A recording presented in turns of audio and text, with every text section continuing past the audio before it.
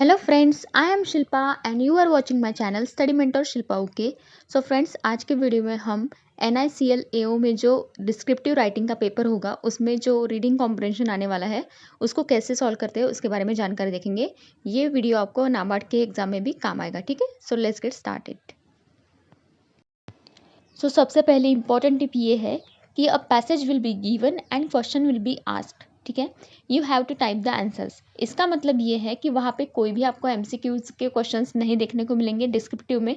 Descriptive का meaning ही यही है कि आपको फुल लेंथ आंसर्स लिखने हैं। ठीक है, जैसे हम 10th या 12th में जाते थे पेपर देने, तो ऑब्वियसली इंग्लिश का अगर पेपर होता था तो वहाँ पे पैसेज दिया होता था, तो हम क्या करते थे कि उस पैसेज को रीड करके उसका कंसेप्ट वाइज आंसर्स ढूंढ के फिर हम वहाँ पे लिखते थे आंसर्स। ठीक है, वही सेम बात हमें यही यहाँ भी करनी है, लेकिन सिर्फ फ़र्क ये है कि वहाँ पे हम हाथों से लिखते थे, यहाँ पे हमें टाइपिंग करना है कंप्यूटर पर। ठीक है, मतलब जो एक्चुअल आंसर्स लिखने हैं हमें, वो हमें कंप्यूटर पर टाइप करना है। ओके, ये बात ध्यान ध्यान में आ गई आपके।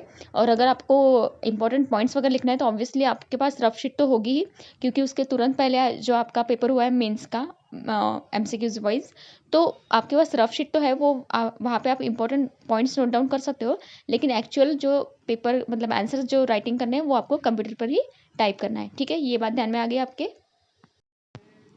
नेक्स्ट इंपॉर्टेंट टिप है, क्वेश्चंस में और may not be directly from the passage. इसका मतलब ये है कि ज़रूर नहीं कि लाइन बाय लाइन आपको आंसर वहाँ पे मिल जाए। ठीक है, मतलब मान के चलिए अगर कोई ऐसा पैसेज दिया है जहाँ पे हैप्पीनेस के बारे में डिस्क्रिप्शन दिया है, ठीक है, तो वहाँ पे आपको क्वेश्चन ये भी पूछ सकते हैं कि what is the definition of happiness according to you.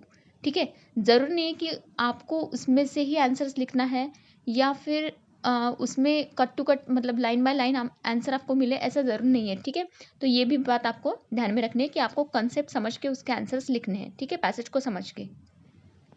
फिर नेक्स्ट टिप है, read the passage thoroughly and then start framing the answers. इसका मतलब ये है कि पूरा पैसेज आपको पहले तो रीड करना है। ठीक है, क्योंकि अगर आप पैसेज रीड करेंगे तो ही आपको उसका कंसेप्ट समझ में आएगा। ठीक है, ऐसा नहीं है कि जैसे हम नॉर्मली जो इंग्लिश का पेपर होता है तो हम क्या करते हैं, कीवर्ड्स ढूंढते हैं और फटाफट उसके आंसर्स ढूंढने लगते हैं। ठीक है, तो ये काम आपको यहाँ पे बिल्कुल भी नहीं करना है। आपको पूरा पैसेज थॉरली पढ़ना है एंड देन उसका कंसेप्ट समझ के फिर आपको आंसर्स फ्रेम करना है और फिर कंप्यूटर पर टाइप करना है। ओके, यहाँ तक बात समझ में आ गई। तो ये थे इम्पॉर्टेंट टिप्स। अब हम आगे जानेंगे कि इसको लिखते कैसे हैं, मतलब answer writing actually reading comprehension solve कैसे करते हैं। ठीक है फ्रेंड्स, आगे बढ़ने से पहले अगर अभी तक आपने चैनल को सब्सक्राइब नहीं किया है तो प्लीज़ चैनल को सब्सक्राइब कर दीजिए एंड अगर ये कंटेंट आपको वैल्यूएबल लगा है तो प्लीज़ वीडियो को लाइक कर लीजिए। ओके, अब तक हमने इम्पॉर्टेंट टिप्स देखे हैं। ठीक है, अब ये जो है ये पैसेज दिया है रीडिंग कॉम्प्रिहेंशन, जो कि आपको डिस्क्रिप्टिव राइटिंग का एग्जाम्पल दिया है यहाँ पे। ठीक है, तो आपको एक काम करना है, अभी वीडियो को पॉज करके ये पूरा पैसेज पढ़ना है। ठीक है, 2 मिनट का टाइम है आपके पास, तो ये रीड कर लीजिए। ओके, अब हमने ये पूरा पैसेज रीड कर लिया है, तो अब हमें समझ में आ गया है कि ये पैसेज जो दिया है वो किस बारे में दिया है। तो ये जो है इकिगाई नाम की एक बुक है, जापानीज़ बुक है। ठीक है, तो उसमें जो चैप्टर दिया है तो उसका ये पूरा डिस्क्रिप्शन यहाँ पे दिया हुआ है। ठीक है, सो अब हमें मूव करना है क्वेश्चन के ऊपर। तो क्वेश्चन वहाँ पे दिया रहेगा कि right the answers in 50 words. ठीक है, तो उस हिसाब से अब आपको क्वेश्चन को पढ़ना है और आंसर लिखना है। ओके,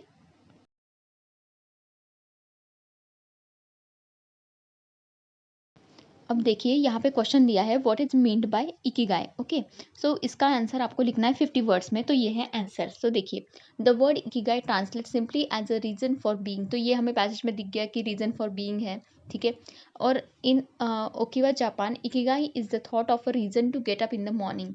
ठीक है, सो ये देखिए इकिगाई के बारे में जो भी इंपॉर्टेंट पॉइंट्स हैं, मतलब जो उसका डेफिनेशन बन सकता है, वो हमने पॉइंट्स पैसेज में से निकाल कर लिख लिए यहाँ पे। ठीक है, the term Ikigai is composed of two Japanese word that is iki referring to the life and kai which means roughly means the realization of what one expects and hopes for। ठीक है, फिर जो 4 primary elements दिए थे वो भी हमने वहाँ पे इंक्लूड कर दिए। ठीक है, अगर वहाँ पे 50 वर्ड्स से कम होता तो हम सिर्फ ये जो 2 मीनिंग दिए हैं जापानीज़, वहाँ तक ही रुक जाते हैं, लेकिन वहाँ पे 50 वर्ड्स दिया है, इसलिए हमने और जो 4 एलिमेंट्स ऐड किए, जैसे your passion, your mission, your vocation, your profession, वो भी वहाँ पे ऐड कर लिए। ठीक है, सो इस प्रकार से हमें रीडिंग कॉम्प्रिहेंशन डिस्क्रिप्टिव राइटिंग का सॉल्व करना होता है। ठीक है, सो आपको अगर कोई भी क्वेरी है तो आप कमेंट सेक्शन पे पूछ सकते हैं।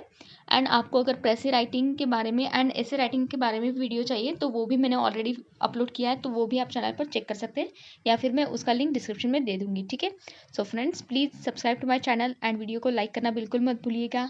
Thank you. एंड वीडियो को बंद करने से पहले एक और इम्पॉर्टेंट टिप ये है कि ये जो मैंने टाइपिंग किया है वो मेरा मतलब कंप्यूटर का इशू है। ठीक है, तो आपको ये बात ध्यान रखनी है कि जैसे यहाँ पे मैंने बहुत सारे स्पेस दिए हैं, ठीक है, वैसा आपको बिल्कुल भी नहीं करना है। आपको लाइन बाय लाइन, जैसे मतलब पूरी स्क्रीन पर जो हम जैसे पेपर पर लिखते हैं ना, वैसे ही पूरा लाइन का एंडिंग होने तक आपको वो वर्ड्स लिखना है। ठीक है, जैसे मैंने यहाँ पे स्क्रीन पर लिखा है वैसा आप बिल्कुल भी मत कीजिए। ठीक है, उससे आपके मार्क डिडक्ट हो सकते हैं।